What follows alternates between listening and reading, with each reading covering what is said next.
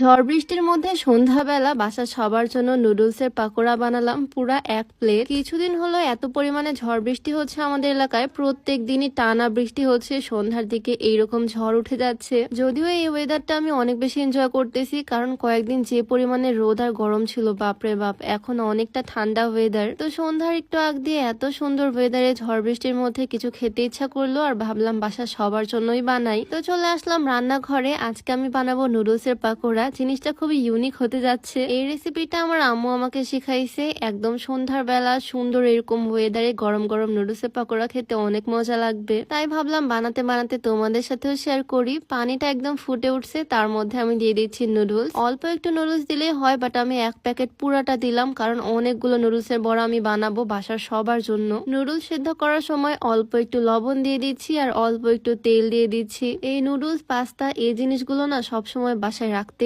হয়, কারণ যখন তখন ক্ষুধা লেগে যায় আর একটু করে বানিয়ে খেয়ে ফেলি। যাই হোক, এদিকে আমি নুডলস গুলোকে সুন্দরভাবে সিদ্ধ করে নিলাম আর ছাঁকনি দিয়ে ভালোভাবে ছেঁকে তুলে একটা প্লেটের মধ্যে রেখে দিচ্ছি। চাইলে ঠান্ডা পানি দিয়ে সুন্দর করে ঝরিয়েও রাখা যায়, বাট আমি যেহেতু নুডলস রান্না করব না, পাকোড়া বানাবো, তাই এইভাবেই রাখলাম। একটু লবণ দিয়ে দিলাম আমি এটার উপরে, একটু দিয়ে দিলাম মরিচের গুঁড়া, একটু সামান্য হলুদ, আর ওই যে নুডলস এর মশলার প্যাকেট যেটা থাকে নুডলস এর সাথে, সেই মশলাটাও এখানে অ্যাড করে দিলাম। মানে এখানে আমি সব গুঁড়া মশলাগুলো অ্যাড করে দিচ্ছি, চাইলে একটু জিরার গুঁড়া, ধনিয়া গুঁড়াও অ্যাড করা যাবে। আর এরপর আমি ছোট ছোট করে পেঁয়াজ কুচি আর মরিচ কুচি করে নিচ্ছি। পেঁয়াজ মরিচ কুচি করে কাটতে কাটতে বাহিরে দেখো একদম সন্ধ্যা প্রায় নেমেই আসছে, একদম অন্ধকার হয়ে আসতেছে বাহিরে, আর টিপ টিপ করে কিন্তু বৃষ্টিও পড়তেছে। কয়েকদিন হলো প্রত্যেকটা দিন এই সেম ওয়েদার, ঝড় বৃষ্টি। মনে হচ্ছে এই বৃষ্টিটাই শীত নামাবে আস্তে আস্তে। তো এদিকে সন্ধ্যা প্রায় হয়ে গেছে, তাই আমি একটু চা বানিয়ে নিচ্ছি। এই চাটা আমি প্রত্যেক দিন সকালে আর সন্ধ্যায় খাই, মানে দিনে 2 বেলা করে খাই। এইটা একদম অর্গানিক স্লিমিং টি, যেটা একদম প্রাকৃতিক উপাদান দিয়ে তৈরি, তাই কোন রকমের সাইড ইফেক্ট নাই এটাতে।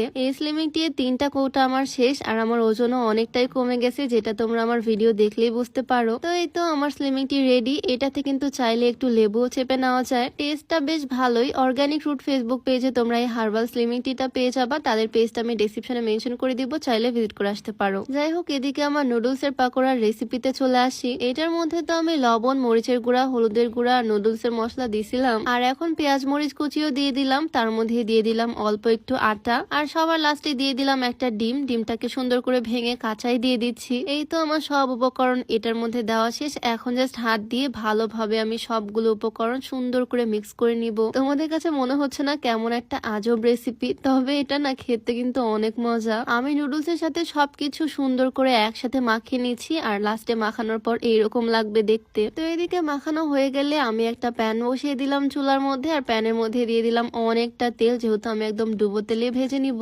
দেখতে কিন্তু পেঁয়াজি বা বড়ার মতোই হবে, বাট খেতে হবে একদমই অন্যরকম। রেসিপিটা একদমই ইউনিক, আমার আম্মু আমাকে শিখাইছে এটা। এর আগে আমি কারো বাসায় কখনো খাইনি। এই তো আমি অল্প অল্প করে নুডলস গুলো নিয়ে নিচ্ছি, আর বড়ার মতো শেপ করে তেলের মধ্যে ছেড়ে দিচ্ছি। এরকম করে একে একে করে সবগুলো আমি ছেড়ে দিচ্ছি। অনেকগুলো বড়া হবে 1 প্যাকেট নুডলস দিয়ে। বড়াগুলো দুই পাশই এপার ওপার করে সুন্দর করে ভেজে আমি একটা প্লেটের মধ্যে তুলে নিচ্ছি। দেখে মনে হচ্ছে না খুবই ক্রাঞ্চি মুচমুচে হবে, আসলেও কিন্তু এটা খেতে ভীষণ মজা হয়। আমার তো বেশ ভালো লাগে। তোমরাও চাইলে এভাবে বাসায় বানিয়ে কিন্তু ট্রাই করতে পারো, অনেক ইজি, খুব কম সময়ে হয়ে যায়। আমি আস্তে আস্তে সবগুলোই ভেজে নিলাম। দেখো 1 প্লেট ভর্তি পাকোড়া হয়ে গেছে। আর এটা কিন্তু শুধু শুধু খেতে খুব একটা ভালো লাগবে না, এটার সাথে অবশ্যই সস অ্যাড করে নিবা, সসের সাথে খেতে বেশি ভালো লাগে। তো আমি টমেটো সসও নিয়ে নিলাম এক সাইডে। আমাদের বাসার সবাই তো সস অনেক পছন্দ করে, যে কোনো কিছুর সাথে সস খাই আমরা, আর এই পাকোড়ার সাথে সস দিয়ে খেতে অনেক মজা লাগে। তো সন্ধ্যাও হয়ে গেল, আর আমাদের মজাদার স্ন্যাক্স রেডি। সবাই মিলে এখন এটা মজা করে খাবো। তোমাদের কাছে আজকের রেসিপিটা কেমন লাগলো অবশ্যই কমেন্টে জানিও। তো দেখা হয়ে যাবে নতুন কোনো ভিডিওতে। সবাইকে আল্লাহ হাফিজ।